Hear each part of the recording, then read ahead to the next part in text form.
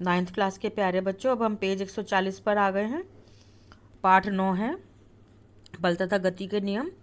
तो इस पे एक प्रश्न है, यदि क्रिया सदैव प्रतिक्रिया के बराबर है तो स्पष्ट कीजिए कि घोड़ा गाड़ी को कैसे खींच पाता है।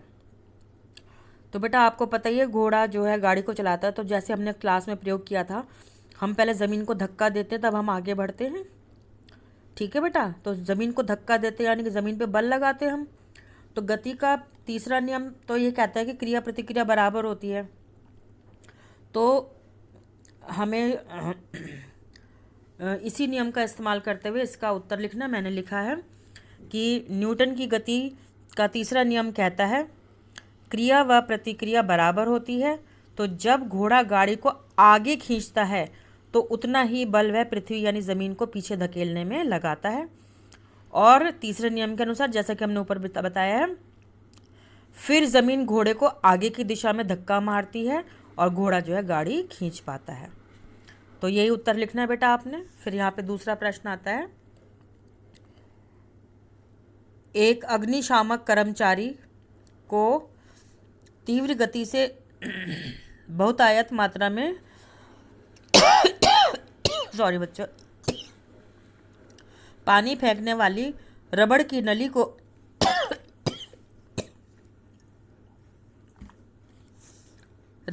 को पकड़ने में कठिनाई क्यों होती है, स्पष्ट करें। अग्निशमन कर्मचारी का मतलब है जो फायर ब्रिगेड आती है ना, तो उसमें इतना बड़ा पाइप दिखाते हैं, उसमें बहुत तेज़ी से पानी निकलता है। तो बेटा इसका उत्तर हमने वही गति के नियम को लगाते हुए लिखा है। रबड़ की नली में जब पानी तीव्र गति यानी तेज़ गति से आगे फेंका जाता है, क्योंकि आग बुझानी है ना उन्होंने, तो वह उतना ही बल पीछे की दिशा में भी लगाता है न्यूटन की गति के तीसरे नियम से।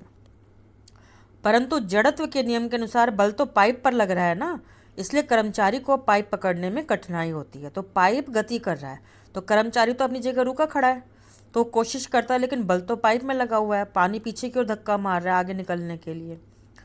तो इस वजह से ये ऐसा हो जाता है। ठीक है बेटा। तो इसमें एक प्रश्न और था कि घर्षण बल किसे कहते हैं। वैसे तो हमने 8वीं क्लास में पढ़ा था घर्षण बल, पर फिर भी आपको पता होना चाहिए, वह बल जो हमेशा दो सतहों के बीच लगता है और गति को रोकने की कोशिश करता है।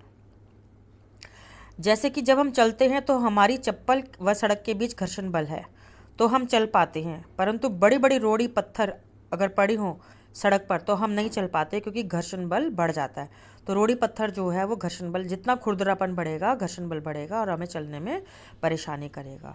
तो घर्षण बल हमेशा गति को रोकने की कोशिश करता है। ठीक है बेटा, पहले इतने ही प्रश्न करो आप, उसके बाद हम देखते हैं। इनकी फ़ोटो खींच के भेज रही हूँ, उसको कॉपी में करना। ठीक है बेटा।